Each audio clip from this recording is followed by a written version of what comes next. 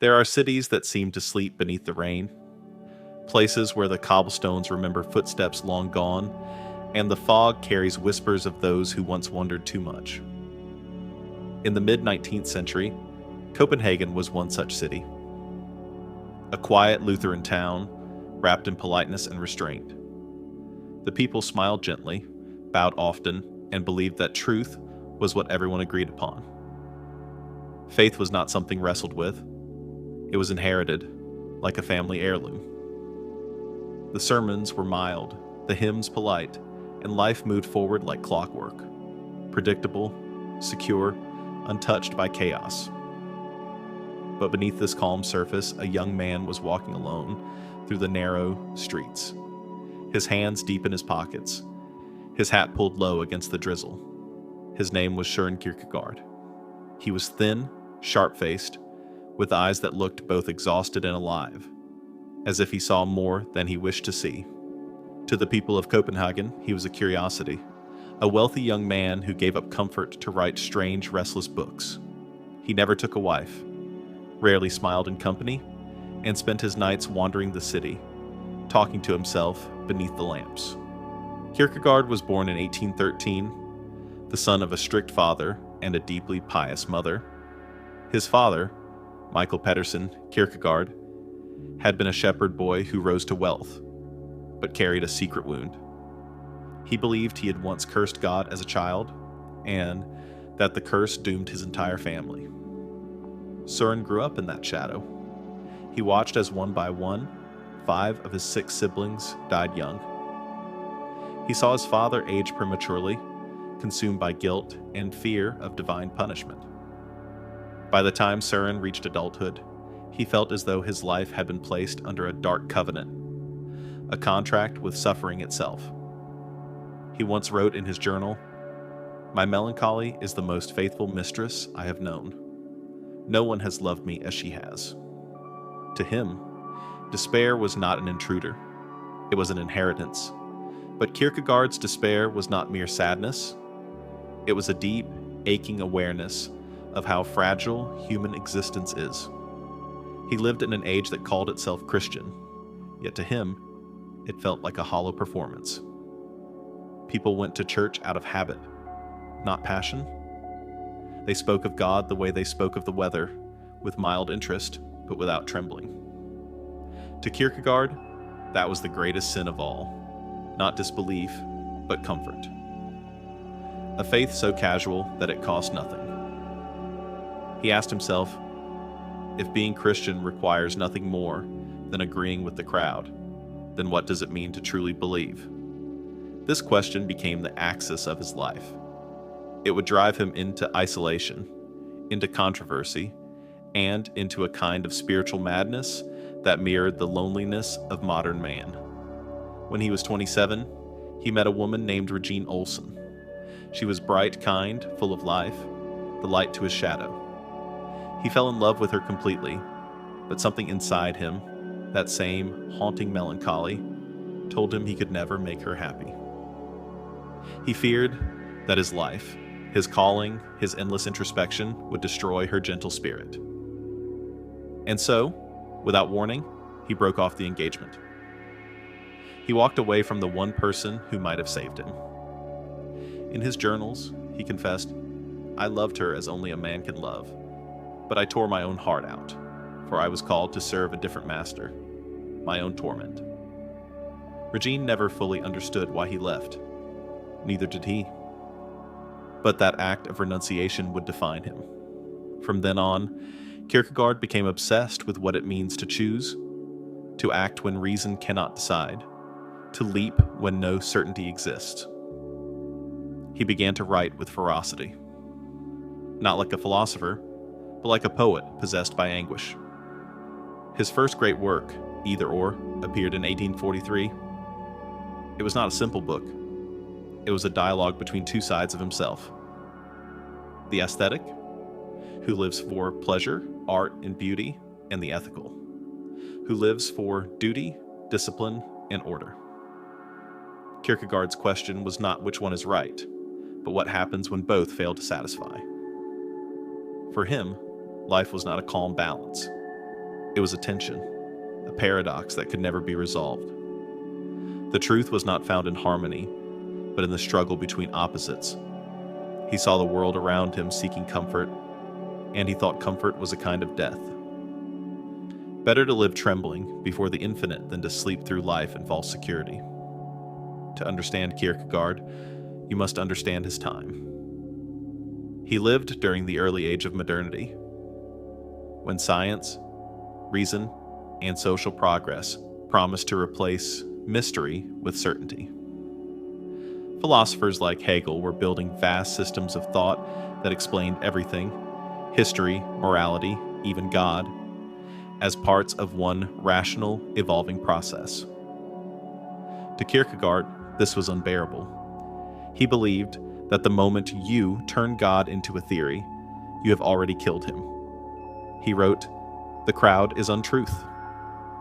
What he meant was this: truth can never belong to the masses, because truth is something each person must suffer to discover for himself. It cannot be inherited, taught, or proven. It must be lived. And so Kierkegaard began to strip philosophy of its comfort. He rejected systems.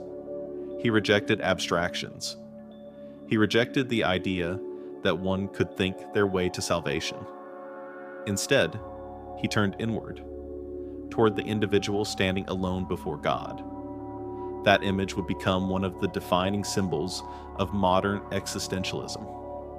To stand before the infinite, trembling, uncertain, knowing that reason cannot save you, and still to believe, that for Kierkegaard was the highest act of faith. He called it the leap. Not the leap of logic, but the leap of the heart. The decision to trust what cannot be proven. Outside, Copenhagen continued its quiet routines. The carriages on cobblestone streets, the ringing of church bells, the polite smiles of people who believed everything was as it should be. But inside one small apartment, a man sat at his desk, writing by the faint light of a candle, trying to redefine what it meant to believe. He was not trying to destroy faith. He was trying to rescue it. From comfort, from conformity, from mediocrity. And in doing so, he became the first philosopher of existential faith. A faith that begins not in certainty, but in despair. Faith, he wrote, is not a tranquilizer. It is a task for a lifetime. The courage to live in uncertainty and still to say yes. The rain continued to fall outside his window. Copenhagen slept. And somewhere in the silence, a new kind of philosophy was being born. Not of systems, but of souls. By the 1840s, Europe was changing. Factories rose where forests once stood. The hum of machines replaced the chants of monks. Philosophy, once a language of wonder, was becoming a blueprint for progress. And at the center of this new age stood Georg Wilhelm Friedrich Hegel, the titan of reason. To many, Hegel was a prophet of modernity, a man who had turned philosophy into a cathedral of logic. In his vast system, every contradiction had its place, every question a resolution, every chaos a hidden harmony. To his followers, Hegel had done what no one since Aristotle had achieved. He had explained everything, even God. But in a quiet apartment in Copenhagen, a restless young writer stared at Hegel's books and felt nothing but nausea. Kierkegaard saw in Hegel's logic a dangerous illusion, the belief that reason could redeem the human condition. He believed Hegel's system was like a grand tower built on air, a cathedral of abstraction that no living soul could truly enter. Where Hegel saw reconciliation, Kierkegaard saw evasion.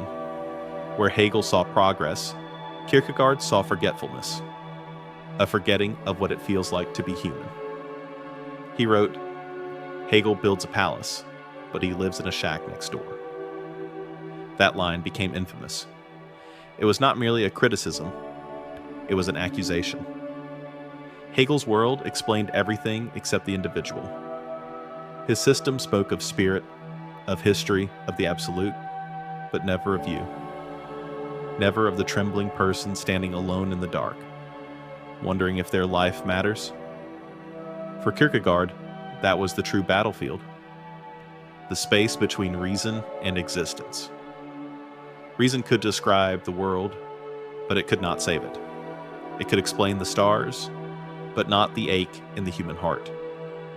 And above all, reason could not explain faith. Faith, Kierkegaard believed, was not rational. It was not the conclusion of a syllogism or the final answer to an equation. It was a leap, a paradox, an act of madness. He wrote, "To believe is to lose your mind, and yet to find your soul." In his book Fear and Trembling, Kierkegaard retold one of the oldest stories in Scripture, the story of Abraham, the man who, commanded by God, raised the knife over his own son. For Hegel, this was a story of moral progress, a symbol of divine reason working through human obedience. But for Kierkegaard, it was something far more terrifying. It was the moment when faith and reason collided, and faith refused to yield. He called Abraham the knight of faith, not because he was rational, but because he believed in spite of reason, because he trusted what could not be justified. If Abraham were merely a hero, Kierkegaard wrote, he would have acted for a universal good. But faith begins when the universal ends. In other words, faith begins where logic fails. Abraham's act could not be explained. It could only be lived. It was absurd, and yet somehow divine. This was Kierkegaard's rebellion. He refused to let philosophy turn the mysteries of existence into tidy diagrams. He believed that the attempt to rationalize faith was the surest way to destroy it. He wrote, "Faith is not a matter of intellect. It is a passion, a fire that consumes the mind." For him, Hegel's dream of a perfect system was not enlightenment. It was idolatry. It replaced God with reason and the individual with abstraction. In Kierkegaard's eyes, the true believer does not find peace in certainty. He walks trembling through paradox. He believes against reason. He believes even when the evidence demands otherwise. That is why Fear and Trembling is not a theology book. It is a psychological portrait of faith under pressure. Abraham's hand trembling, Isaac's silent eyes, the impossible command. This, Kierkegaard said, is what it means to stand before God. Alone, absurd, terrified, and still to obey. Outside, Copenhagen was peaceful, almost indifferent. Men discussed commerce, women arranged flowers, the churches sang of order and grace. But Kierkegaard saw through the calm. He saw a society that no longer wrestled with its soul. He called it Christendom, a world that used the name of Christ, but had forgotten the terror of faith. To him, real Christianity was not about comfort or belonging. It was about confrontation. To believe meant to be at war, not with others, but with yourself. He wrote, "Faith is the highest passion of the human being. There are perhaps many in every generation who will not reach it, but none higher." Kierkegaard began to realize that reason and faith were not enemies. They were opposites in an eternal dance. Reason asks for clarity. Faith lives in darkness. Reason demands evidence. Faith accepts paradox. Reason says, "I understand." Faith whispers, "I trust." And somewhere between those two voices, the human spirit is torn, but also transformed. He compared it to standing on the edge of a cliff. Reason measures the distance to the ground, but faith steps forward anyway. As the years went on, Kierkegaard grew more radical. He began to see philosophy itself as a kind of temptation, the temptation to replace experience with theory, to talk about life instead of living it. He wrote under pseudonyms, creating multiple voices, the aesthete, the ethicist, the believer, as if to dramatize the conflict inside himself. Each book was a mask, each mask a mirror. His readers were confused. Was he mocking faith or defending it? Was he a believer or a blasphemer? The truth was more complex. Kierkegaard was neither. He was the question itself, the struggle made flesh. In one of his final journals from this period, he wrote a line that captures his entire philosophy.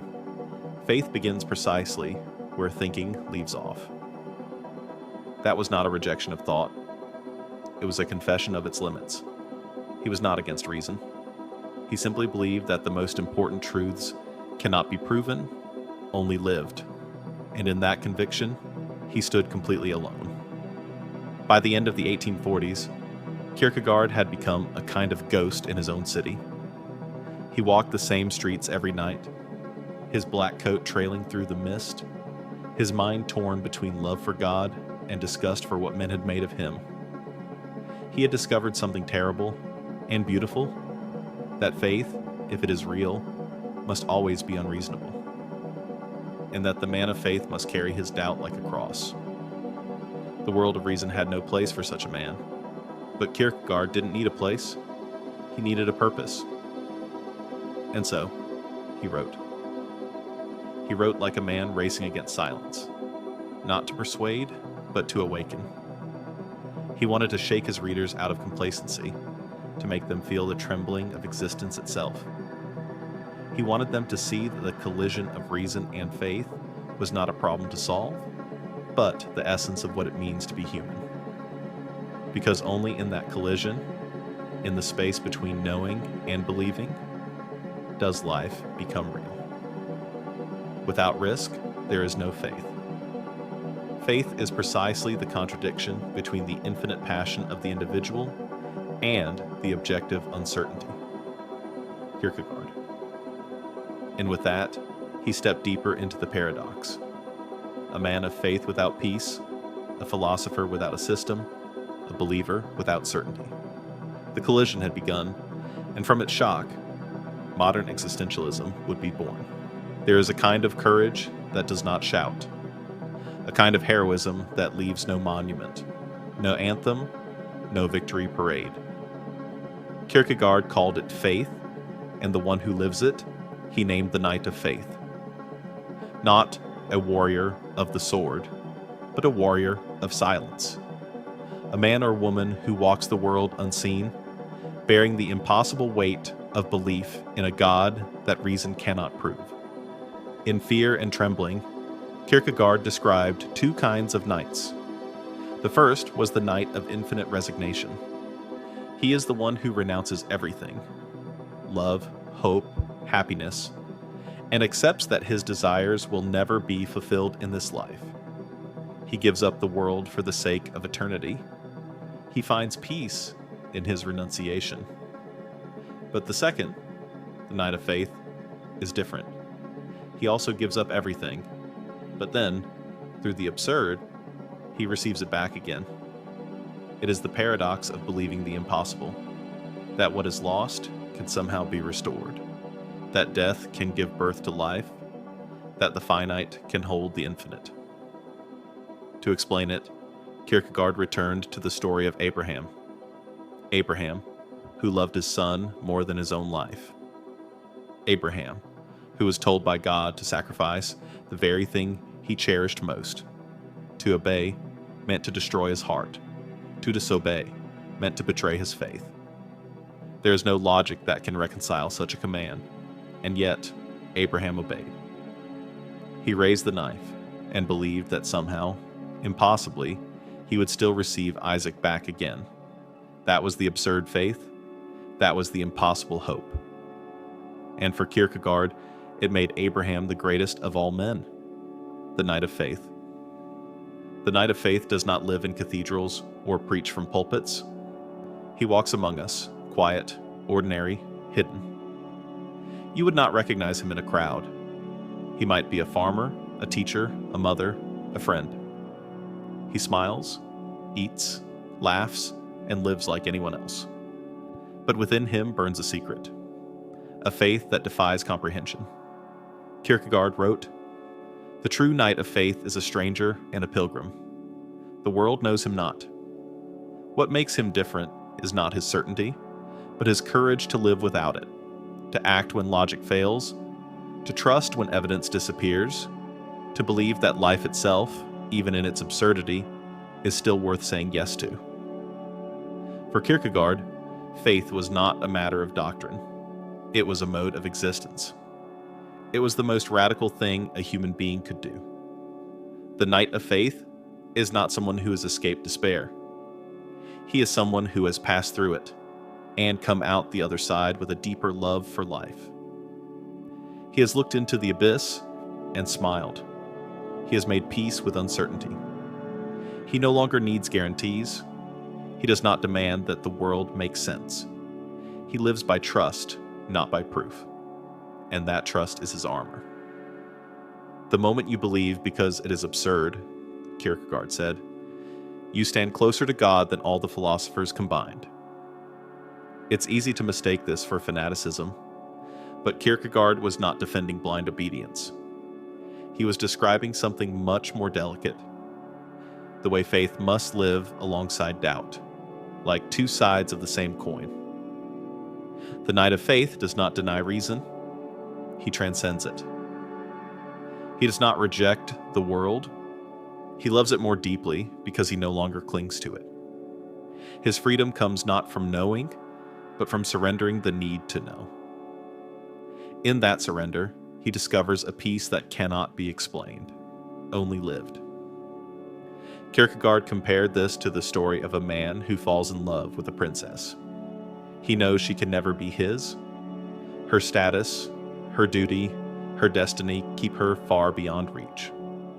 So, he gives her up entirely, resigning himself to the loss.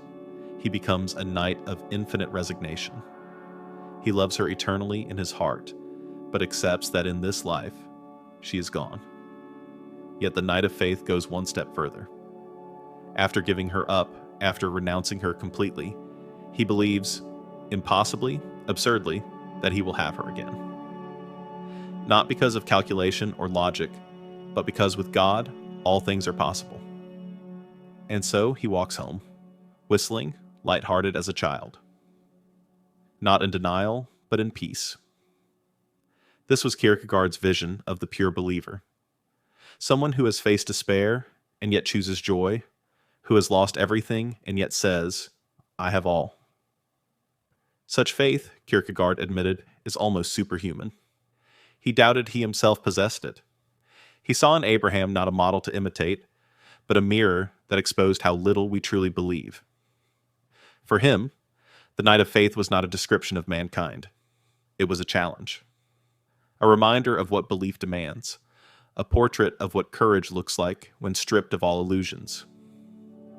The irony, of course, is that Kierkegaard lived much like the knight of faith himself.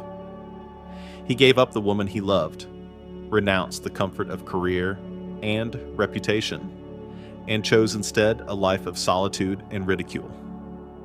He was mocked in Copenhagen. Newspapers printed cartoons of him, calling him the hunchback philosopher, a man lost in his own melancholy.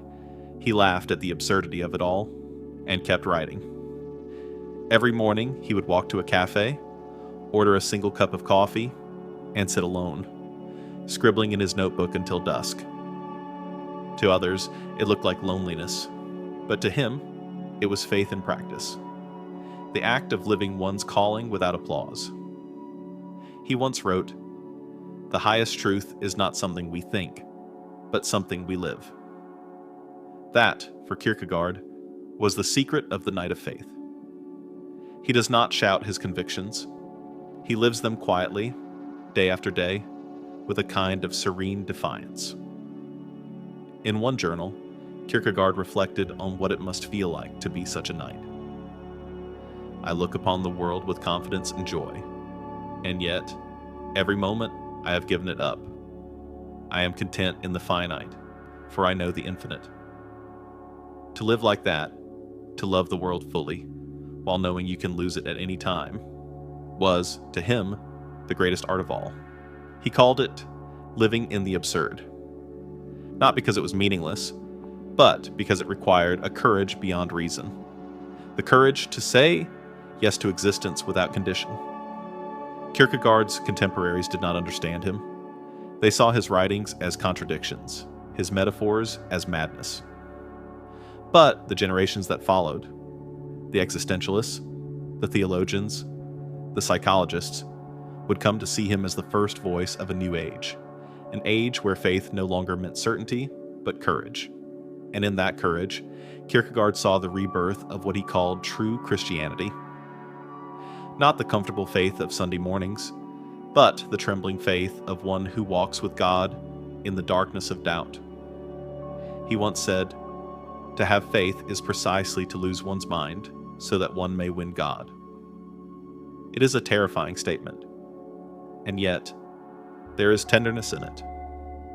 Because to lose one's mind in this sense is to surrender control, to accept that reason cannot reach the divine, and that love is stronger than logic.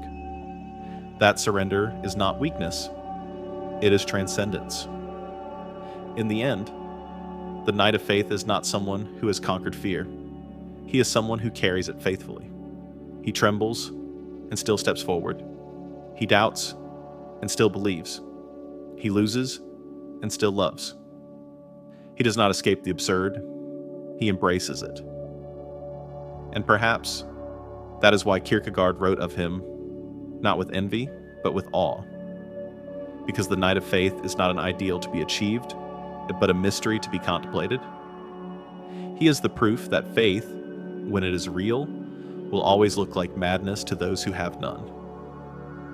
The knight of faith, Kierkegaard said, rides alone. He is the paradox of existence, the single individual standing before the eternal. And somewhere in that solitude, in that trembling quiet, he finds not despair, but peace. There are illnesses that destroy the body, and there are illnesses that destroy the soul. The first leads to death. The second continues in life. Kierkegaard called it the sickness unto death. Not a fever, not madness, not sin in the ordinary sense, but something deeper, quieter, and far more universal. He said, "The sickness unto death is despair." To most, despair sounds like an emotion, a moment of sadness, a temporary shadow. But to Kierkegaard, despair was an existential condition, a state of being that touches every human life. We are born, he said, as selves, beings aware of ourselves, trapped between what we are and what we ought to be, between the finite and the infinite, the temporal and the eternal. And in that attention lies despair, because to be human is to stand forever between two worlds. Kierkegaard saw despair not just in the sorrowful, but in the successful, the comfortable, the self-assured. The businessman, proud of his fortune, despair. The scholar, certain of his intellect, despair. The religious man who never doubts, despair.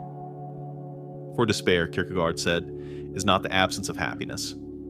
It is the refusal to be oneself before God. It is the sickness of not wanting to be what you truly are. He divided despair into three forms. The first is the despair of ignorance, the person who does not even know he is in despair. He lives by habit, absorbed in pleasure, work, or convention. He never asks who he is, and therefore, he never becomes anyone. He confuses comfort for peace, distraction for purpose. Kierkegaard called this the tranquil despair, the most common and the most dangerous, because it feels like contentment. He wrote, "The greatest hazard of all, losing oneself, can occur very quietly in the world, as if it were nothing at all. The second form is the despair of weakness, the one who knows he is lost, but cannot will himself to change. He feels the weight of meaninglessness, he senses the infinite calling within him, but he hides from it. He clings to excuses, to habits, to fear. He says, 'This is just who I am,' when deep down he knows it's not true. For Kierkegaard, that is the tragedy of modern man, to know one's chains and still refuse to break them. And the third form The darkest is the despair of defiance. This is the person who sees the truth, but rejects it. He says, "I will be my own God." He does not want to be himself before God. He wants to be God before himself. He believes that freedom means independence from the divine, but in that rebellion, he only deepens his despair. Kierkegaard wrote, "The self that wills to be itself by its own power is a self in despair. Because the self cannot create itself, it can only accept itself. It can only receive meaning, not manufacture it." For Kierkegaard, despair was not a disease to be cured, it was a mirror to be faced. He saw it as the inevitable result of being human, a symptom of self-awareness. Animals do not despair, he said, because they are not aware of eternity. Only man, who knows he will die, and yet longs for the infinite, can suffer such sickness. To be human is to be a contradiction. And despair is the awareness of that contradiction. But there was also hope in this. Kierkegaard believed that despair, if faced honestly, could become the doorway to faith. He called it the education of the soul.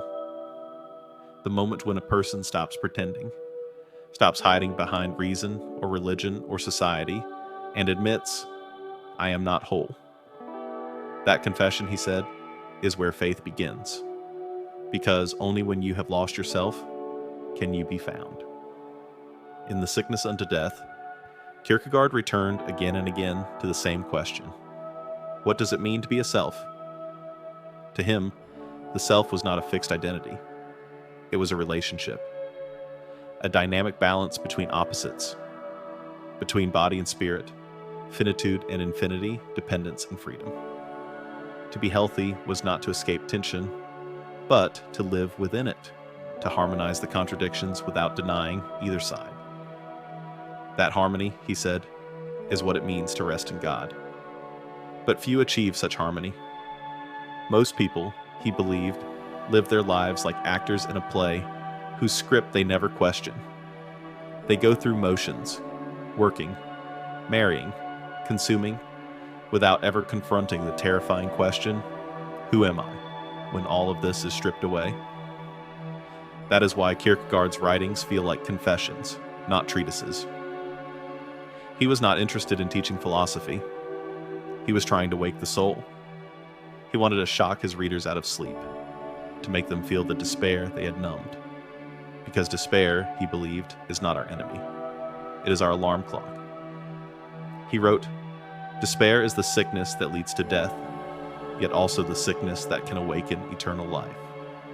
To despair is to be human, but to despair consciously, to recognize it, to face it, is the beginning of redemption.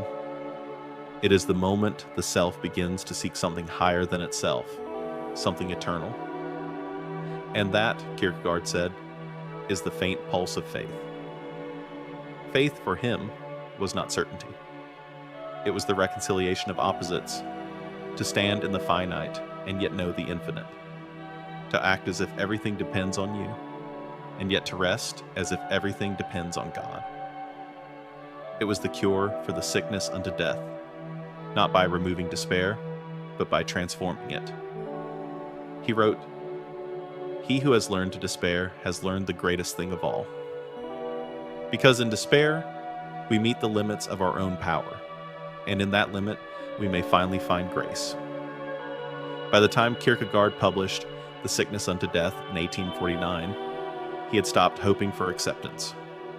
His name was mocked in Copenhagen's papers, his books sold poorly, and his health was failing. But he kept writing, because he knew that what he was describing was not just his sickness. It was ours. The modern soul, he believed, was dying not from doubt, but from indifference. Not from too little knowledge, but from too little self-awareness. He was not preaching salvation in the religious sense. He was prescribing honesty, the courage to face despair and call it by name. And perhaps that is why The Sickness Unto Death still feels so modern.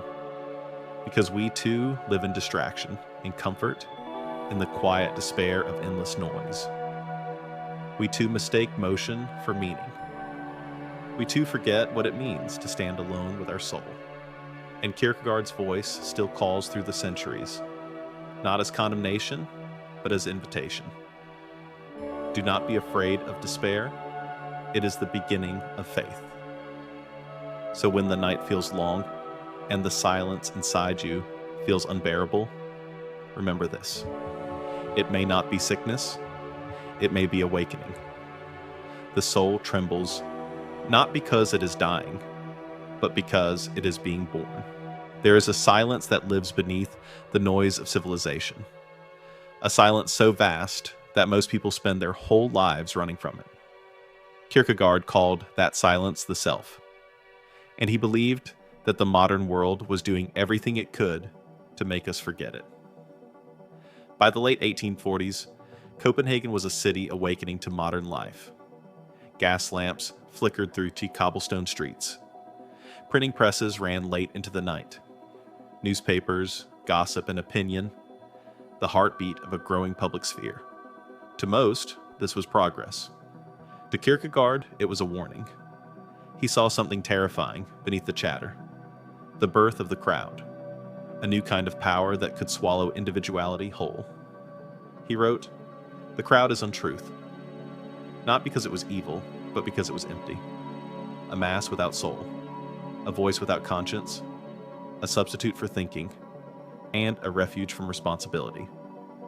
To Kierkegaard, the crowd was the death of the individual. It offered belonging without authenticity, conviction without courage. It allowed men to hide from themselves behind the illusion of agreement.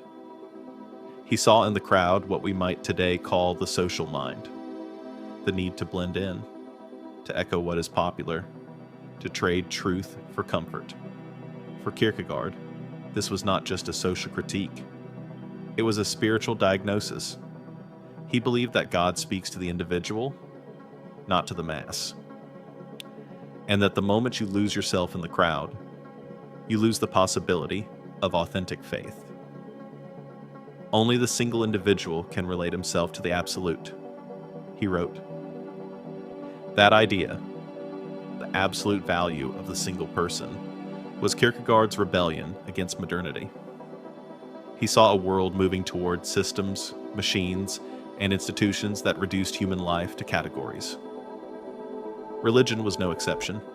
He began to attack the Church of Denmark, not for atheism, but for hypocrisy. He believed the church had become a mirror of society, concerned more with reputation than redemption, with rituals rather than reality. Christendom, he said, has abolished Christianity. It was a devastating accusation, and it cost him dearly. He wrote pamphlets under his own name, mocking priests and bishops, calling them actors in holy robes, performing faith without passion. He compared the church pews to a theater where people came to be entertained, not transformed. To the polite citizens of Copenhagen, Kierkegaard had become a scandal, a prophet of discomfort. He was ridiculed in newspapers. Caricatures of him appeared in satire columns. Children mocked him in the street, but he did not retreat. He saw their laughter as proof that he was right. He said, "When truth enters the world, it always enters as a disturbance." In the present age, Kierkegaard dissected the psychology of mass culture with an almost prophetic clarity. He described an era where people were so absorbed in reflection that they no longer acted. They analyzed, debated, compared, but never chose. They lived as spectators, not participants. Sound familiar? He wrote, "Our age is one of advertisement and publicity. Nothing ever happens, yet there is instant publicity about it." This was 1846, but it reads like a prophecy for the 21st century. For Kierkegaard, the mask of the crowd was the modern version of despair. It was the collective illusion that if everyone believes something, it must be true. But truth, he insisted, is never democratic. It is subjective, something the individual must encounter alone. To live authentically meant to stand apart, to resist the comfort of conformity, to choose inwardly, not collectively. He wrote, "The most dangerous thing of all is to lose oneself in the process of being like everyone else." He saw this loss of individuality as the true sickness of the age. People no longer sinned boldly, they sinned politely. They no longer hated truth, they ignored it. He said, "The greatest despair is not to be conscious of having a self." For him, the tragedy of the crowd was not that it made men wicked, but that it made them numb. It made them incapable of genuine feeling, genuine commitment, genuine faith. Kierkegaard's vision of the individual was not comfortable. It was not about self-expression or ego. It was about responsibility. To stand alone before God, without excuses, without hiding behind society, and to say, "Here I am." He called this stance the single one, not because it was solitary, but because it was sincere. The task, he said, is not to be learned in order to talk about Christianity, but to exist in it. This insistence on individuality terrified people. It still does, because to stand alone means to abandon certainty. It means to risk being misunderstood, rejected, or forgotten. But Kierkegaard believed that was the only way to live authentically. He wrote, "To dare is to lose one's footing momentarily. Not to dare is to lose oneself." There is a story told about Kierkegaard in his final years. One afternoon, a journalist stopped him on the street and asked what he was trying to achieve with all his attacks on society. Kierkegaard smiled faintly and said, "I am trying to reintroduce Christianity into Christendom." The journalist laughed. Kierkegaard didn't. He walked away, his coat fluttering in the wind like a dark flag of solitude. He spent his days wandering the streets, writing in small notebooks, observing people in cafes and churches. He saw in their faces a strange kind of peace, the peace of those who have stopped asking questions. That, he thought, was the most dangerous thing of all. Not violence, not chaos, but indifference. A society without inwardness, without trembling, without awe. "The greatest hazard of all is to lose oneself," he wrote again, "yet this loss can pass off quietly, as if it were nothing." Kierkegaard's critique was not political, it was existential. He was not calling for revolution, but for awakening, a revolution of the soul.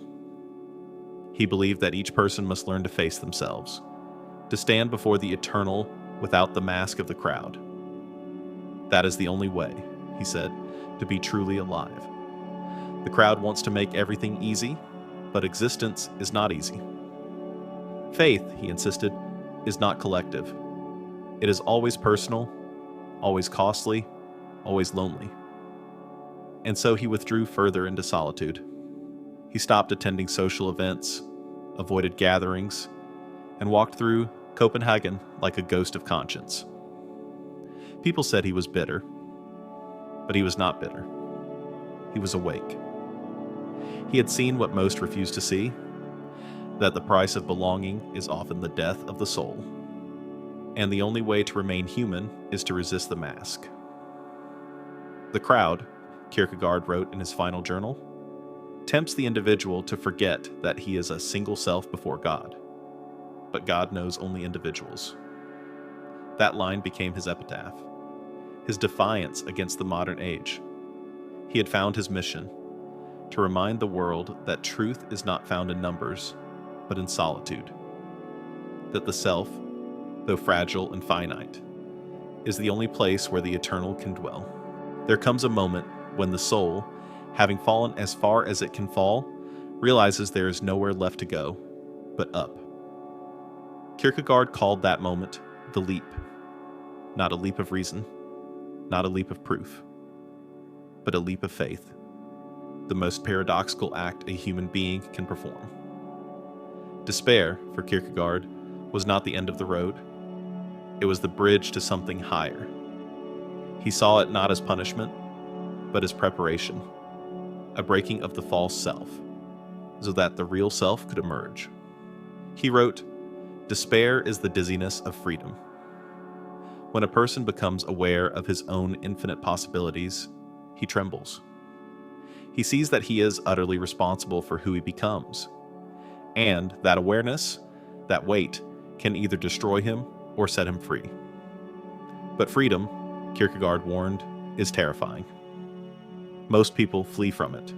They hide in the safety of social roles, religious rituals, and rational systems. They prefer the comfort of certainty to the anxiety of choice. Yet Kierkegaard insisted, until a person dares to face that anxiety, they can never be truly alive. Because the human spirit," he said, "must leap into uncertainty to discover faith." To understand this leap, we must remember that Kierkegaard lived in a world obsessed with logic. The 19th century was the age of reason, a time when philosophers like Hegel promised to explain everything: God, history, morality, even love, as parts of a rational system.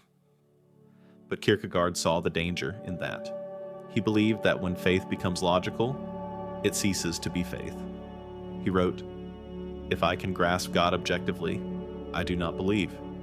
But because I cannot do this, I must believe." That is the essence of the leap: to step into what cannot be proven, to trust the absurd, to act without guarantee. In Fear and Trembling, he compared this to standing at the edge of a cliff. Reason brings you to the edge, but cannot carry you across. Only faith can. He called it the movement of infinity. It is not a leap into nothingness, but into relationship. The individual, stripped of all certainty, leaps toward the eternal, not because he understands it, but because he loves it. To Kierkegaard, the leap was not a one-time event. It was a way of living. Each day, each decision, is a small leap into the unknown. He wrote, "Faith is the highest passion in a human being. Many in every generation may not reach it, but none goes beyond it. Faith," he said, "is not about believing facts.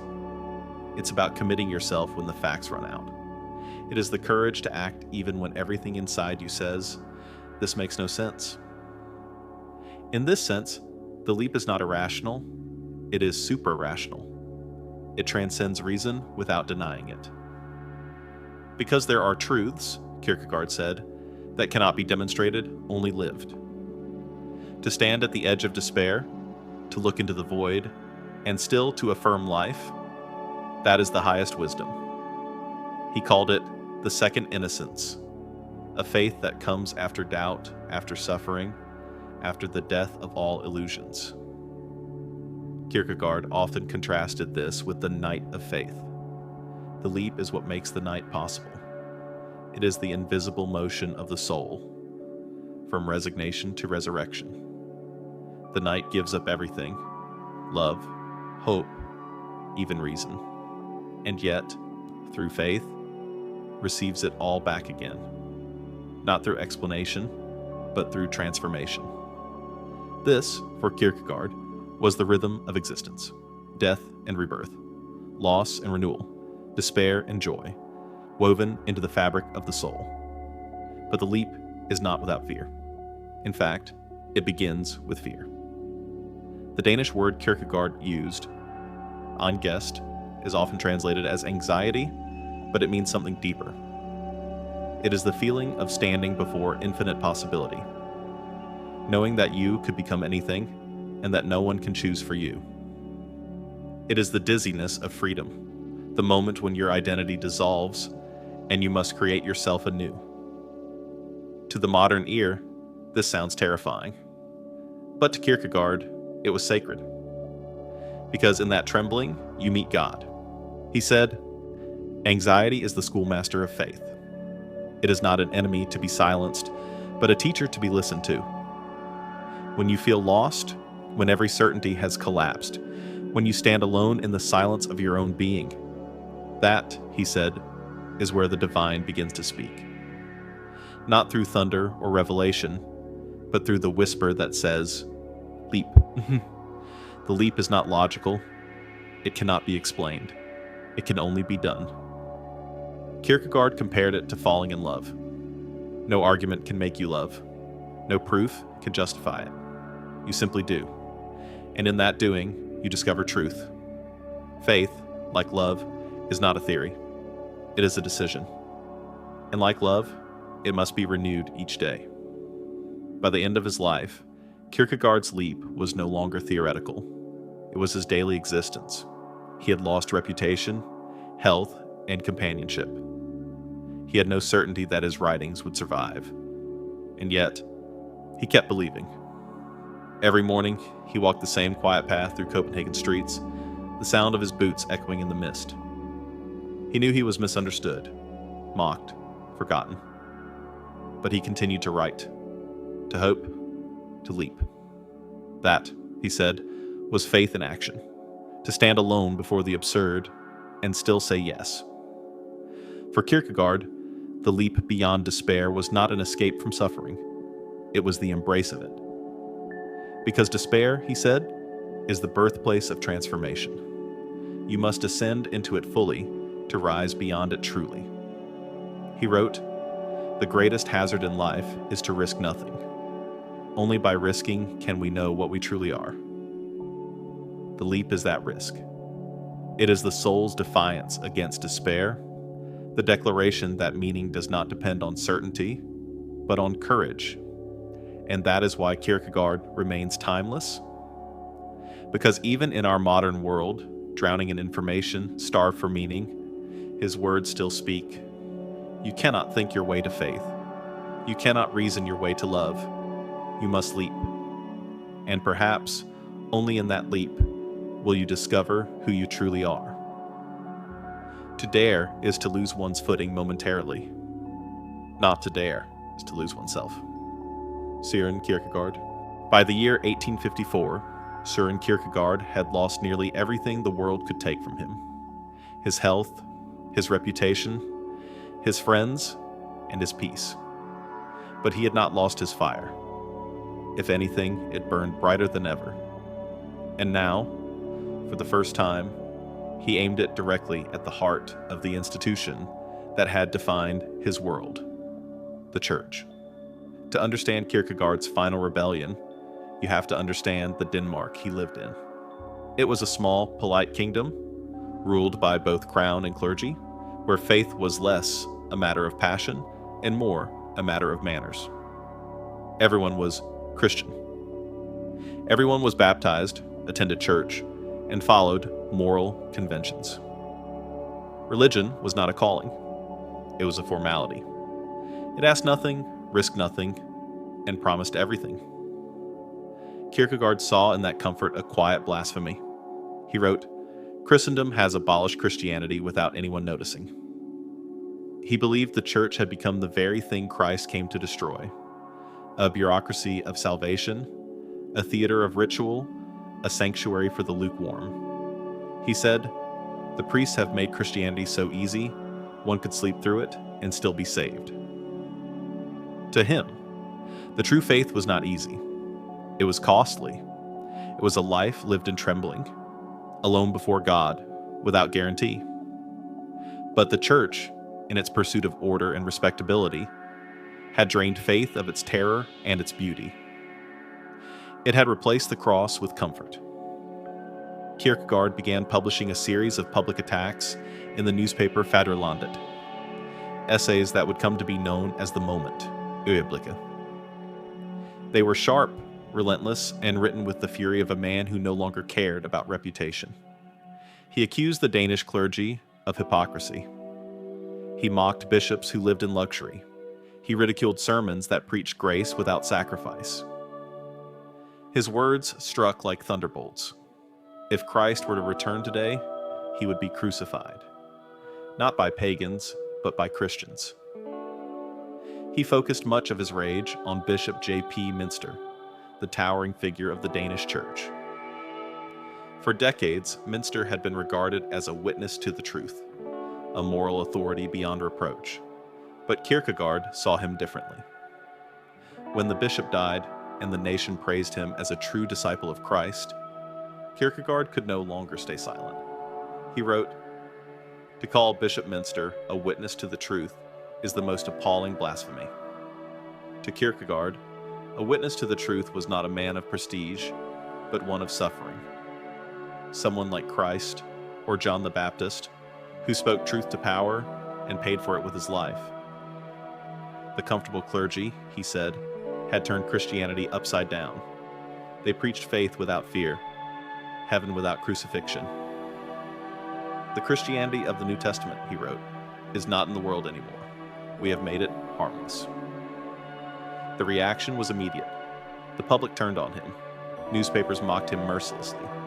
Cartoonists drew him as a deranged preacher, standing alone in the street, shouting at clouds. Friends begged him to stop. They said he was destroying what little respect he had left. But Kierkegaard could not stop. He believed he was fighting for the soul of Christianity itself. He said, "When one preaches Christianity in such a way that no one is offended, it is not Christianity one preaches." He wrote like a prophet, furious, poetic, tragic.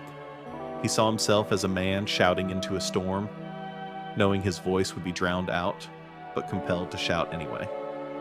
"My task," he said, "is to make the dead letters of Christianity alive again, even if I must die doing it."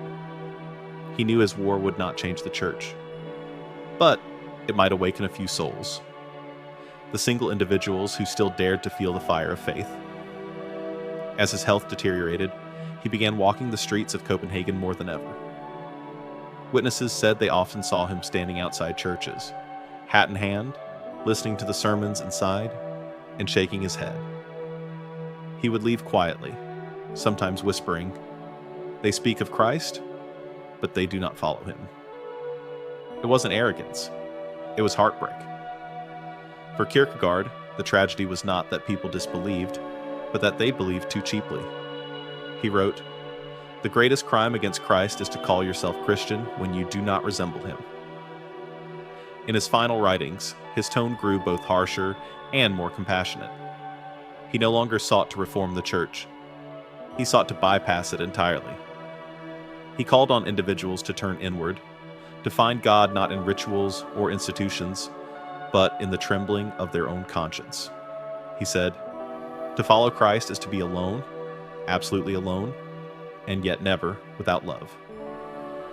That paradox, loneliness as the path to divine intimacy, was the essence of his late thought. To believe, for Kierkegaard, was not to belong. It was to stand before God as one, and to accept that solitude as sacred. By the autumn of 1855, his body was failing. He collapsed on a Copenhagen street and was taken to the hospital. He refused the last rites from a priest. When asked why, he said softly, "I have a direct relationship with God. I do not need a middleman." He died weeks later, alone, penniless, unmarried, misunderstood. He was 42 years old. After his death, the church dismissed him as a madman. His books fell into obscurity. His name was a whisper in Denmark, the memory of a restless soul. But half a century later, the world would rediscover him. Existentialists, theologians, psychologists, they all found in his writings the seeds of modern thought. The man who had fought Christendom had become the conscience of the modern age. He had lost his war, but won immortality. Kierkegaard's attack on Christendom was not against faith, but against false faith. He was not an atheist, but a man who believed too deeply to accept cheap belief. He wanted to rescue Christianity from its own success, to remind the world that faith is not comfort, but crisis. To become a Christian, he said, is to become a contemporary of Christ. To live as if the cross is still standing, as if sacrifice still matters, as if God still speaks to the trembling heart. He called his final mission the last blow, and he delivered it without fear. For he knew that truth, when spoken sincerely, does not need to win to be eternal. It only needs to be heard, once, by someone who dares to listen. And perhaps that is the miracle of Kierkegaard's war, that even now, centuries later, his voice still whispers through the noise of Christendom, reminding us that faith is not about belonging, but becoming. Christianity is not a doctrine, he said. It is existence, and existence always costs blood. When the noise of the world fades, when the crowds dissolve, the institutions collapse, and all the comforting illusions of belonging disappear, what is left? Kierkegaard's answer was terrifyingly simple: the single individual. That phrase, the single individual, became his signature, his obsession, his gospel. It was, for him, both the beginning and the end of all philosophy. The single individual was not a hero or a saint. He was simply the human being stripped bare, the person who no longer hides behind we, but must answer with I. Kierkegaard believed that this confrontation, the self standing naked before God, was the only place where truth could exist. He wrote, "The crowd is untruth, but the single individual is the truth." To the modern mind, it sounds arrogant, but to Kierkegaard, it was humility, because only the individual can kneel. Only the individual can repent. Only the individual can love. There is no such thing, he said, as collective faith, collective truth, or collective salvation. Every soul must choose for itself. He saw this paradox everywhere, that the human being longs for community, and yet finds truth only in solitude. That faith is born in isolation, but tested in the world. To live authentically, he said, is to live suspended between belonging and aloneness, to walk through the crowd, but never to disappear into it. It is not a rejection of humanity, but a refusal to dissolve into it. Kierkegaard believed that most people never truly become individuals. They remain imitations shaped by opinion, fashion, and fear of disapproval. He wrote, "The greatest danger of all, losing oneself, can happen very quietly in the world, as if it were nothing at all. We lose ourselves," he said, "not through catastrophe, but through imitation. We speak as others speak, believe as others believe, and eventually forget that we ever had a voice of our own." This, for Kierkegaard, was the great tragedy of modern life. To become a single individual was not a call to isolation. It was a call to consciousness. It meant becoming aware that you are responsible for your own existence, your own choices, your own faith, your own despair. It meant no longer blaming the times, or society, or the system. The individual, he said, is not what happens to him. He is what he does in response. This was the paradox. To become truly human, you must become utterly alone. But in that aloneness, you find communion with the divine. Kierkegaard wrote, "Before God, we are always individuals. And yet, before God, no one is ever truly alone." In solitude, he believed, a strange kind of presence appears. Not the absence of others, but the intimacy of the infinite.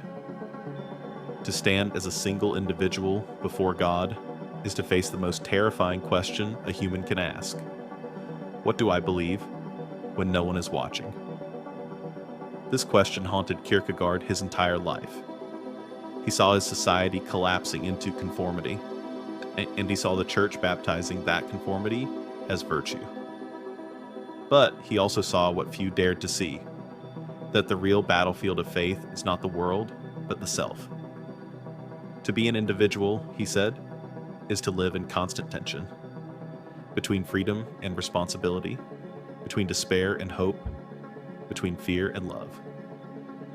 It is to live as a paradox, finite yet infinite, temporal yet eternal. He often described the self as a synthesis, a delicate balance between opposites. If you deny one side, if you live only in the finite, chasing pleasure and comfort, you fall into despair. If you live only in the infinite, losing touch with the world and its duties, you fall into delusion. The art of existence, he said, is to hold both at once, to live in time, but reach toward eternity. And only the single individual can do that, because only the individual feels the full weight of both. In one of his journals, Kierkegaard wrote, "The task of becoming an individual is the greatest and the hardest task of all. It is the task of eternity." He saw it not as self-expression, but as self-confrontation. The individual is not born. He is chosen, forged, and often broken. You become yourself, he said, not by inventing who you are, but by standing before God and daring to be seen. The paradox of the individual is that it demands both pride and humility. Pride, because you must stand apart from the crowd. Humility, because you must stand accountable to something greater than yourself. It is rebellion and surrender at once. It is the courage to think and the faith to kneel. That is why Kierkegaard's thought would later shape both atheistic existentialism and Christian theology. He gave birth to Nietzsche's rebellion and to Paul Tillich's faith, because both begin in the same place, the trembling human being standing alone before existence.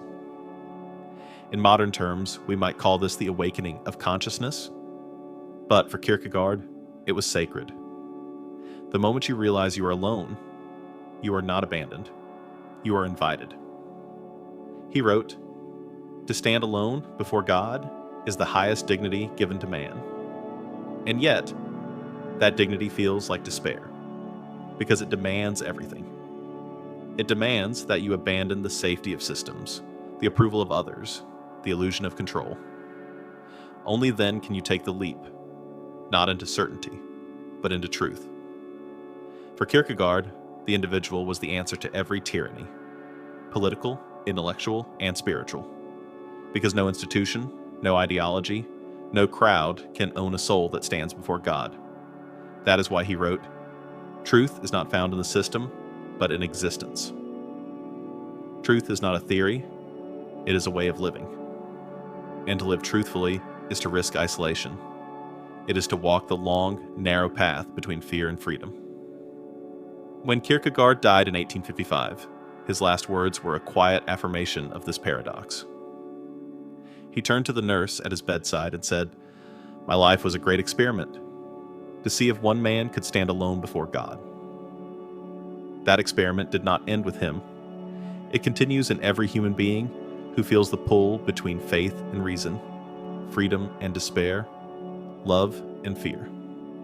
The paradox of the single individual is not Kierkegaard's alone. It is ours. Because in a world that worships the crowd, to stand alone, to think, to feel, to believe, is the rarest courage of all.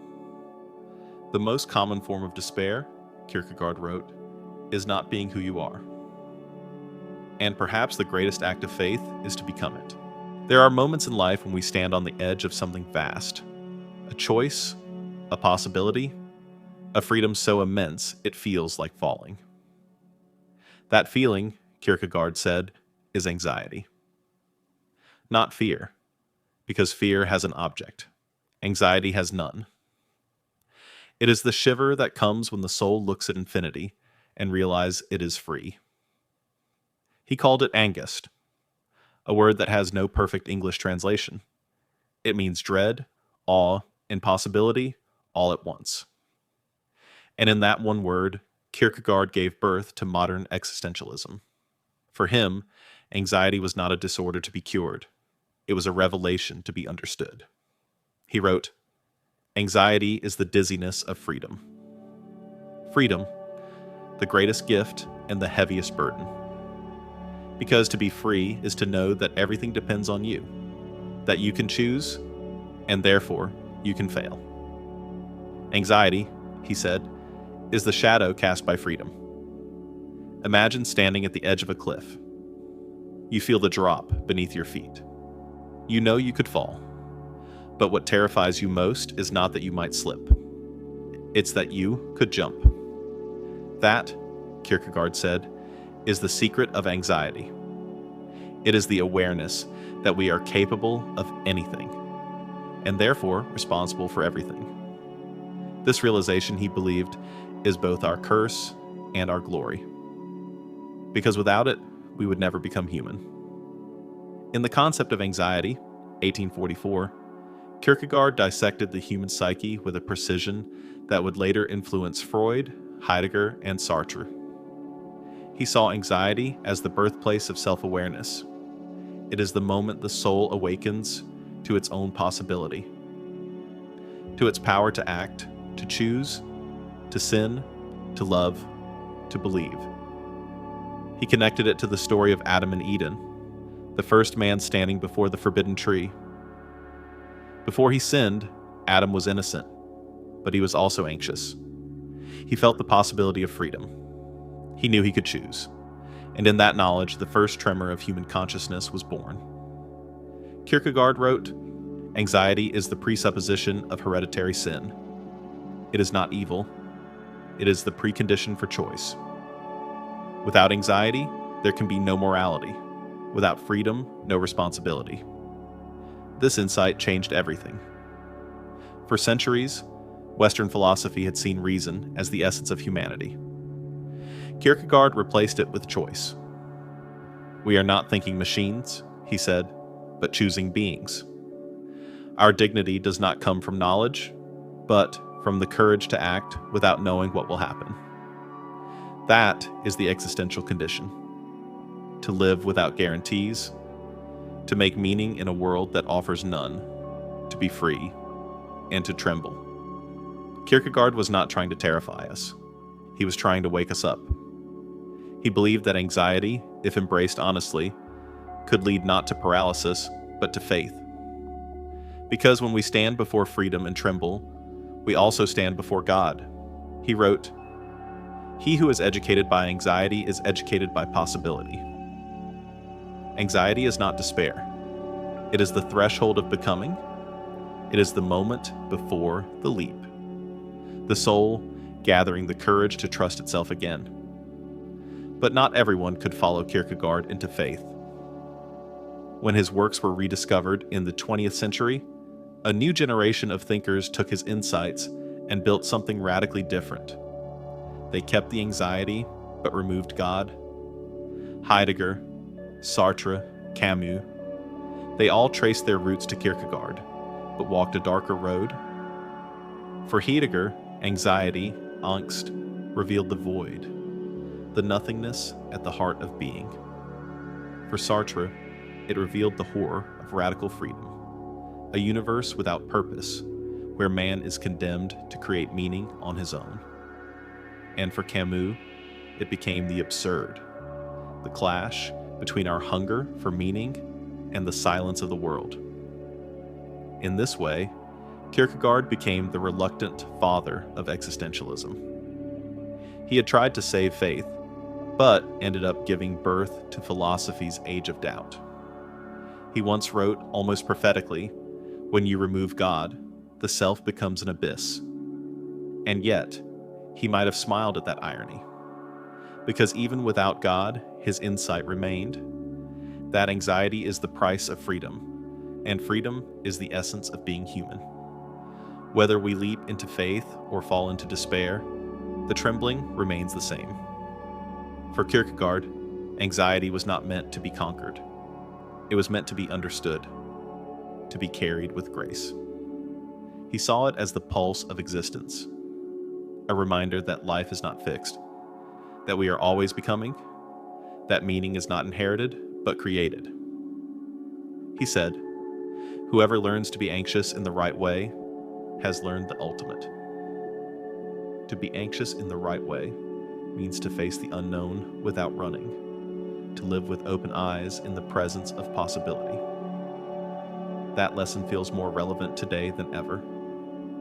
We live in an age Kierkegaard predicted, an age of endless choice, of constant distraction, of infinite possibilities that paralyze rather than free. We have gained the world's knowledge, but lost the world's stillness. We scroll through choices, but forget how to choose. We drown in connection, but rarely stand alone. And somewhere beneath the noise, the same anxiety hums, the same dizziness of freedom that Kierkegaard described nearly 2 centuries ago. He believed the only cure was not to escape anxiety, but to live through it, to treat it as a teacher, not an enemy. Because anxiety, he said, is the soul's signal that it is waking up. It is the proof that we are still alive enough to feel possibility. Faith may quiet it, philosophy may interpret it, but no one ever escapes it. And that is what makes us human. Anxiety is freedom's reality as possibility, Kierkegaard wrote. And only through anxiety can a man become himself. So when the heart races before a decision, when the future opens like a chasm, when you feel the trembling that no reason can calm, remember this. You are standing in the same place where every soul that ever lived has stood. The place where despair becomes faith and fear becomes freedom. The edge of existence. When Søren Kierkegaard died in 1855, the world barely noticed. No obituaries in major papers, no public mourning. Just a small funeral, attended by a handful of friends and one estranged fiancée who wept silently in the back pew. To his contemporaries, he was a curiosity, a failed writer, a melancholy eccentric who quarreled with the church and died too young. But history has a strange way of rewarding those who speak too early. What seemed like madness in his time became revelation in the next. Half a century after his death, Europe stood on the edge of crisis. Science had conquered mystery. Empires had replaced gods, and yet the human soul was starving. The old certainties, religion, morality, identity, were collapsing under the weight of modern life. Men and women looked into the mirror of progress and saw only emptiness staring back. And in that silence, Kierkegaard's voice returned. His words, buried for decades in Danish, were rediscovered and translated. First in Germany, then in France, then across the Atlantic. Readers found in him not a preacher of dogma, but a prophet of the modern condition. He had already described what the coming century would live: the loss of meaning, the sickness of the crowd, the loneliness of freedom. Nietzsche, Heidegger, Sartre, Camus, Tillich, Jaspers, each would walk through doors Kierkegaard had quietly opened. Friedrich Nietzsche called himself the first psychologist of the soul, but it was Kierkegaard who mapped the terrain. He had shown that despair and anxiety were not flaws to be eliminated, but windows into the truth of being. Nietzsche inverted Kierkegaard's faith into defiance, but he inherited his fire. Where Kierkegaard cried, "Without God, the self collapses," Nietzsche declared, "God is dead, and we must become our own gods." They stood on opposite sides of faith, but both saw the same abyss. Both refused the anesthesia of the herd. Both demanded that man stand alone and choose. Then came Martin Heidegger, who read Kierkegaard not as theologian, but as philosopher of existence. He took Kierkegaard's anxiety before the infinite and made it the foundation of his masterpiece, Being and Time. He said that anxiety reveals the nothingness that underlies all being, the void that makes freedom possible. Where traditional philosophy sought to escape death, Heidegger, like Kierkegaard, insisted we must face it, because only those who confront death can live authentically. It was the same truth, stripped of theology but still trembling with faith. And then came Jean-Paul Sartre, the most famous atheist Kierkegaard never met. Sartre's existentialism turned Kierkegaard's paradox into proclamation. Man is condemned to be free. For Sartre, there is no God to define us, no essence to fulfill, no eternal design to guide our choices. We are what we do. And that, too, was Kierkegaard's insight. Sartre took it further. Freedom is not a gift, but a burden. And anxiety, the dizziness of freedom, is our permanent companion. Faith was gone, but the structure of Kierkegaard's thought remained. The individual, the leap, the anguish of choice. Yet not everyone turned away from God. In the ruins of 2 world wars, theologians like Karl Barth and Paul Tillich reclaimed Kierkegaard's vision of faith as existential courage. Tillich called it the courage to be. To affirm life even when meaning collapses, to stand in the void and say yes.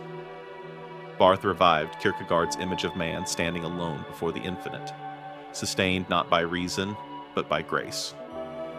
For both, Kierkegaard was the bridge between religion and modern thought. A prophet who refused both atheism and easy belief. Psychology, too, would borrow his shadow. Long before Freud and Jung, Kierkegaard had already explored the labyrinth of the self, the masks we wear, the despair that comes from not being who we are, the sickness of endless reflection without choice. When existential therapy emerged in the mid-20th century, its language sounded uncannily familiar. Therapists spoke of authenticity, angst, and becoming oneself. They were speaking Kierkegaard's tongue without even knowing it. By the 1960s, Kierkegaard had become an underground saint of the modern intellectual world. His books circulated among students and poets, priests and rebels, believers and skeptics alike. Everyone found something in him. The Christian found faith reborn in honesty. The atheist found courage in absurdity. The artist found meaning in paradox. The psychologist found depth in despair. He had written for none of them, and yet, for all of them. Kierkegaard's greatest paradox was that his loneliness became humanity's mirror. The man who spent his life wandering Copenhagen streets alone became the voice of millions who felt the same solitude in the industrial, technological, and now digital age. He had described modern alienation before modernity even began. He had diagnosed our obsession with distraction before the invention of screens. He had warned that the crowd would replace conscience long before social media gave it form. He did not predict technology. He predicted the soul's exhaustion. But Kierkegaard's legacy is not despair. It is defiance. It is the belief that meaning is not given. It is chosen. That truth is not collective. It is lived. That faith, whether in God or in existence itself, is not certainty. It is courage. He once wrote, "To dare is to lose one's footing momentarily. Not to dare is to lose oneself." That line would outlive him. It would appear in philosophy, therapy, and even cinema, whispered wherever human beings wrestle with meaning. If you look closely, you can still see Kierkegaard's fingerprints everywhere. In every person who walks away from the crowd to think for themselves. In every artist who creates without knowing if anyone will understand. In every believer who keeps faith after certainty has died. In every voice that trembles but speaks anyway.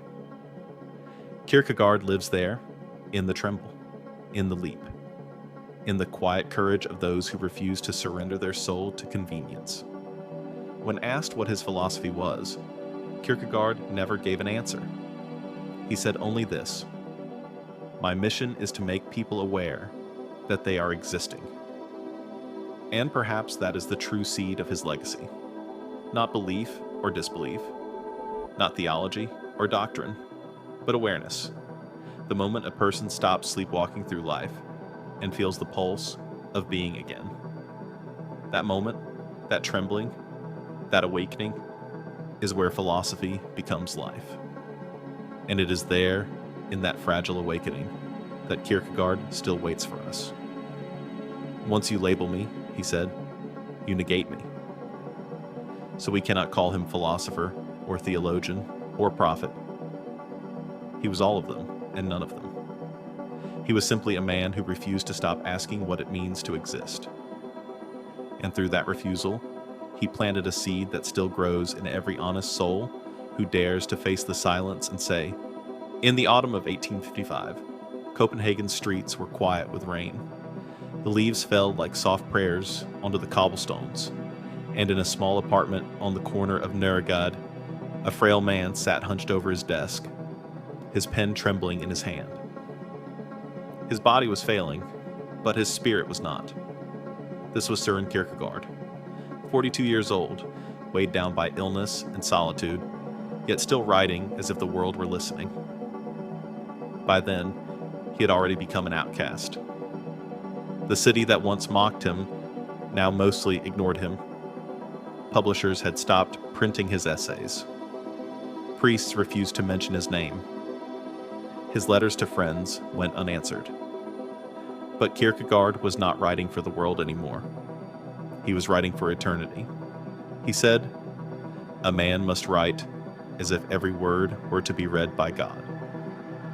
And that is how he spent his final months, pouring out pages by candlelight, each line an act of faith, each sentence a defiance of despair. The years of controversy had taken their toll. The attacks on the church, the ridicule from newspapers, the endless solitude, they had all eroded his body. But inside him burned a strange peace. He had lived exactly as he believed, alone before God, answerable to no one but his own conscience. He had once written, "To stand alone is the highest form of existence." And now, as his body weakened, he began to live those words literally. In early October, he collapsed suddenly while walking through the city. He was taken to Frederick's Hospital, a modest building not far from the King's Garden. The doctors suspected partial paralysis. They could ease his pain, but they could not restore his strength. For the next 6 weeks, he remained there, alone in a whitewashed room, his books stacked on a bedside table, a journal open beside him. Visitors were rare. Sometimes a nurse would read to him from the Psalms. Sometimes a friend would come and sit quietly, unsure of what to say to a man who had spent his life speaking the unspeakable. When the local pastor offered him last rites, Kierkegaard refused. He smiled politely and said, "I have a direct relationship with God. I do not need an intermediary." It was not arrogance. It was conviction. He had fought the entire church for the right to say those words and mean them. And even now, as death drew near, he would not betray that truth. He used his final strength to dictate one last letter, not to a friend, but to his readers. It read, "What I have said and written was not for amusement. It was a summons to earnestness, to self-examination, to the reality of existing before God." He asked that no clergy preside at his funeral. He wanted no blessing from the institution he had condemned. He said that his life had already been his sermon, and his suffering his witness.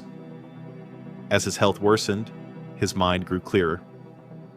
The nurses later said he spoke softly to himself, sometimes praying, sometimes laughing, as if conversing with someone unseen. One morning, he asked a nurse to open the window. The autumn air drifted in, cool and damp, carrying the faint sound of church bells from across the city. He listened for a long time and said, "How strange.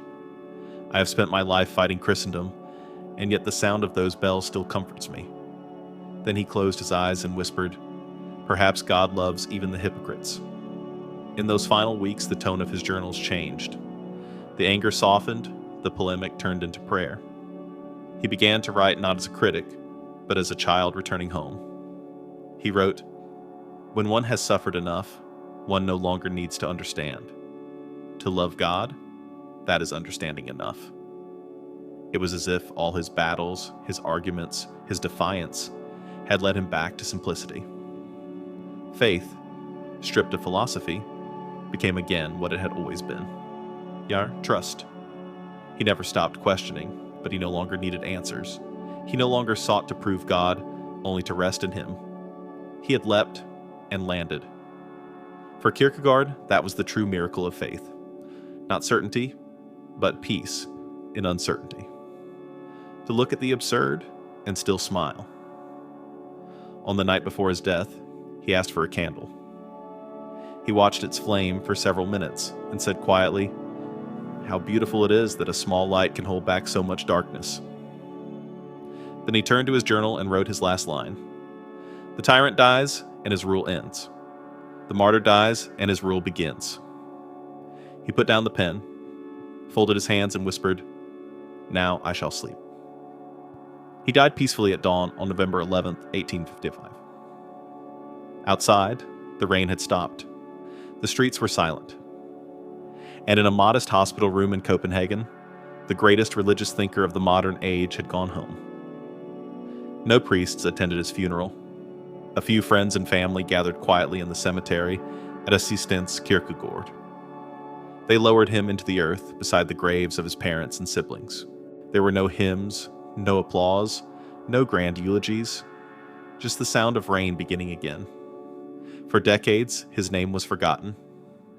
The church pretended he had never existed. But the words he left behind, his journals, his parables, his cries to the eternal, began to circulate quietly, like contraband for the soul.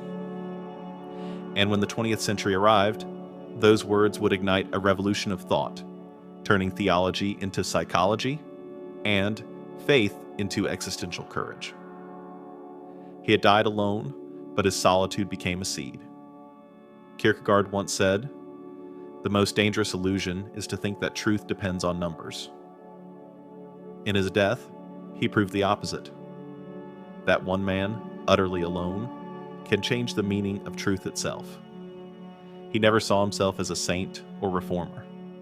He saw himself as a messenger, sent to remind humanity that faith is not a system, but a relationship, not a comfort, but a risk. He wrote, "To believe is to lose your mind to gain your soul." That was the philosophy he lived and died by. Today, his grave remains simple, a small stone in a quiet corner of Copenhagen. Tourists pass by without noticing. But for those who stop and read the inscription, they find 3 words carved into the marble: that individual. It is the title he chose for himself, the name of his final identity. Because after everything, after despair, after rebellion, after the war with Christendom, he had returned to the beginning, the single human soul standing alone before God. And perhaps that was his quiet triumph. Not that he conquered the church, or changed philosophy, or founded a movement, but that he remained faithful to his own paradox, that even in the face of loneliness, faith can still whisper, yes. He had once said, "Life can only be understood backward, but it must be lived forward." Now, looking back, his life seems less like tragedy and more like testimony, a witness to the courage of existence itself. The melancholy prophet had not failed. He had simply lived ahead of his time. Time moves differently for ideas. A man dies once, but his words can live for centuries. For Søren Kierkegaard, death was not the end of a life. It was the beginning of a haunting.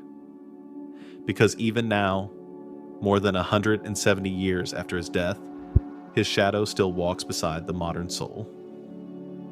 When the 20th century exploded into war, technology, and despair, Kierkegaard's ideas began to bloom like strange flowers in the ruins.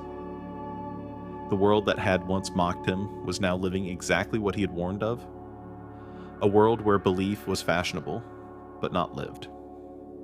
Where people chased distraction to avoid the terror of being themselves. He had predicted an era where comfort would replace conviction, and noise would drown out reflection. And here we are.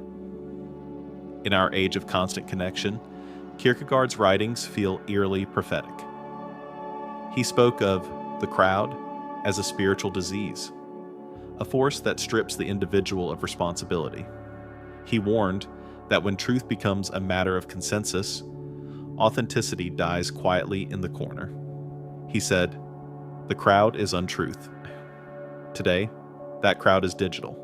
It scrolls, it comments, it judges, and in the process, it repeats exactly what Kierkegaard saw in the churches and newspapers of his own day. A world that confuses noise with truth. Yet, even as the world grows louder, Kierkegaard's voice whispers through the cracks. In literature, in psychology, in art. When Franz Kafka wrote of guilt without reason, he was echoing Kierkegaard's despair. When Albert Camus explored the absurd, he was retracing Kierkegaard's leap of faith without the landing. When Viktor Frankl from a concentration camp wrote that those who have a why can bear any how, he was carrying Kierkegaard's torch into the darkest places on earth. But the afterlife of Kierkegaard's idea is not confined to philosophy or literature. It lives quietly in the therapist's office, in the modern search for meaning, in the fragile balance between anxiety and hope. Existential psychology. The belief that mental health depends on authenticity, freedom, and self-awareness was born directly from his insights. The Danish philosopher who spoke of the sickness unto death is now studied by psychiatrists and counselors who treat the sickness of modern life, meaninglessness. Kierkegaard's writings anticipate almost every emotional struggle of the 21st century. The anxiety of freedom, our paralysis in the face of endless choice. The despair of comparison, our craving to be seen rather than to be real. The loss of inwardness, the silence within, drowned by the hum of constant stimulation. He once wrote, "The most common form of despair is not being who you are. Scroll through social media, and you will see it everywhere. Millions of people curating their lives to avoid the terror of being ordinary." Kierkegaard would have recognized it instantly, the same sickness he diagnosed in 1849. Yet his message was never one of hopelessness. It was always about the possibility of renewal, the miracle of becoming oneself again. He believed that every human being, no matter how lost, could still turn inward and find truth in the act of honesty. Not the truth of systems or ideologies or social approval, but the truth of existence. Who am I? And what will I do with the freedom that terrifies me? In that sense, Kierkegaard's real legacy is not religious or academic. It is deeply personal. He taught us that spirituality begins where excuses end, that faith, whether in God or in life itself, is not inherited.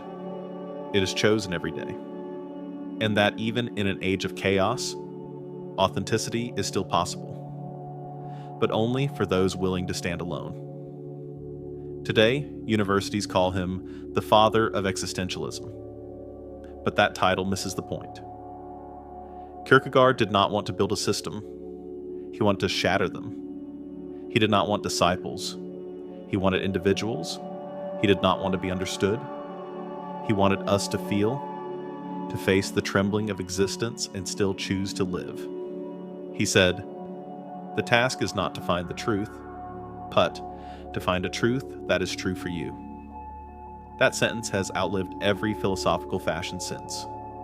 The modern soul, surrounded by comfort yet restless, still finds in him a mirror.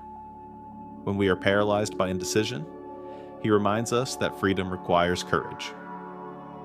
When we drown in opinion, he reminds us that truth requires solitude.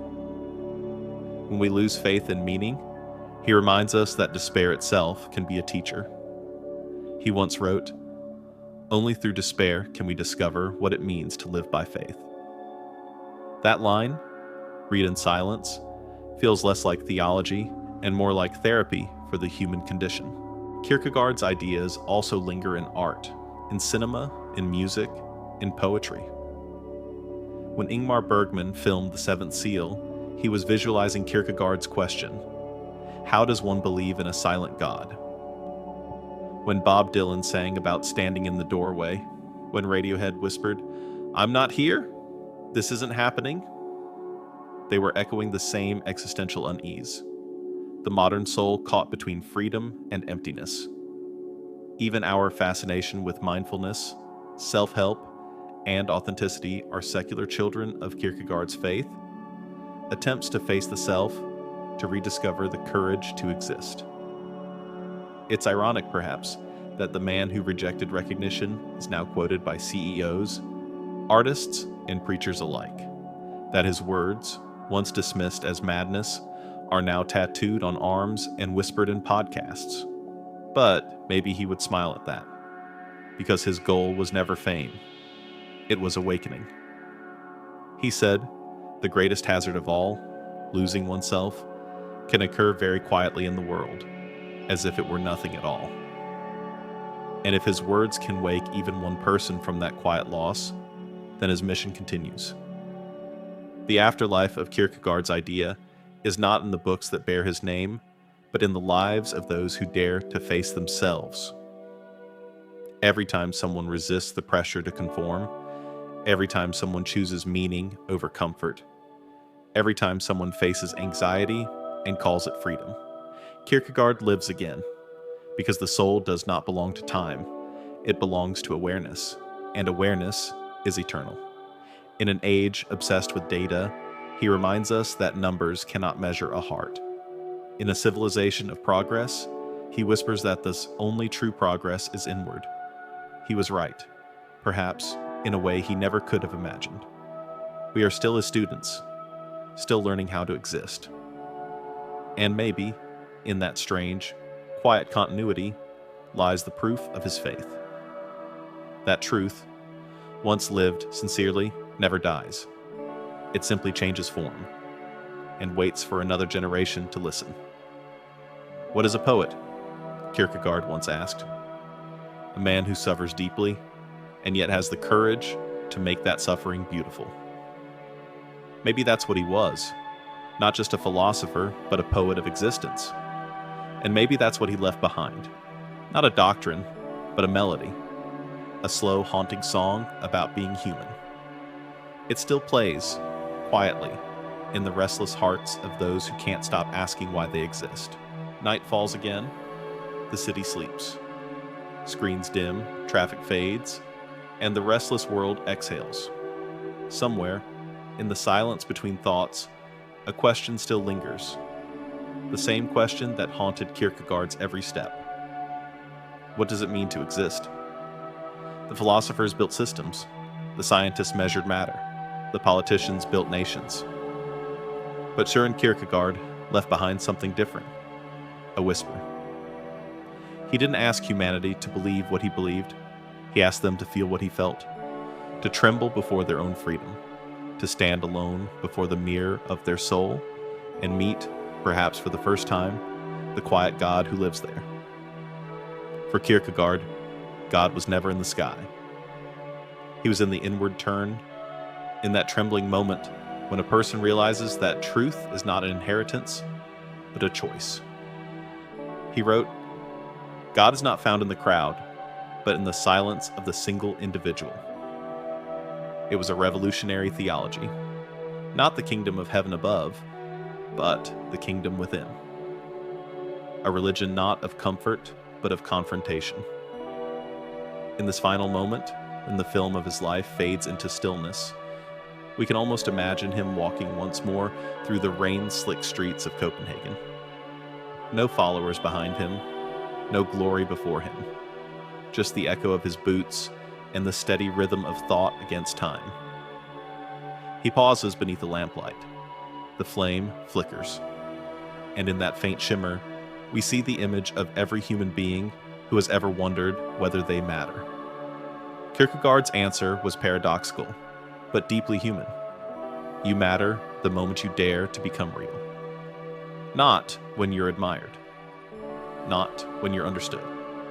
But when you are truthful, even if the world calls that truth madness. To exist authentically, he believed, is already to pray. Every honest act, every courageous thought is a form of worship. He called this the religion of inwardness. And in a strange way, it has become the hidden faith of modern times. We no longer kneel in pews, but we still kneel before anxiety, before love, before the enormity of being alive. We confess not to priests but to therapists, to friends, to notebooks at 3 a.m. We seek absolution in meaning, forgiveness in connection, redemption in self-knowledge. Kierkegaard would recognize all of it. Because for him, faith was not belief in dogma. It was trust in existence itself. To say yes to life, not because it is easy or certain, but because it is difficult and absurd. That was the quiet God of the self. Not a deity to be worshipped from afar, but a presence awakened whenever a person dares to live truthfully. He had called despair, the sickness unto death. But perhaps the cure he offered was simply this: to stop running from oneself, to look directly into the emptiness and discover that it is not empty at all, but full of possibility. The modern soul, tired and overstimulated, still waits for that discovery. We build machines to distract us from silence, yet somewhere deep within, we still crave the sacred weight of being alone with our thoughts. Kierkegaard would tell us that silence is the doorway, the place where all illusions fall away, where we stop performing and start listening. He would tell us that anxiety, that unease we try to medicate and escape, is not our enemy. It is the birth cry of freedom. And faith? Faith is simply learning to breathe in that freedom without collapsing from its immensity. As the centuries pass, his language grows softer, but his meaning remains.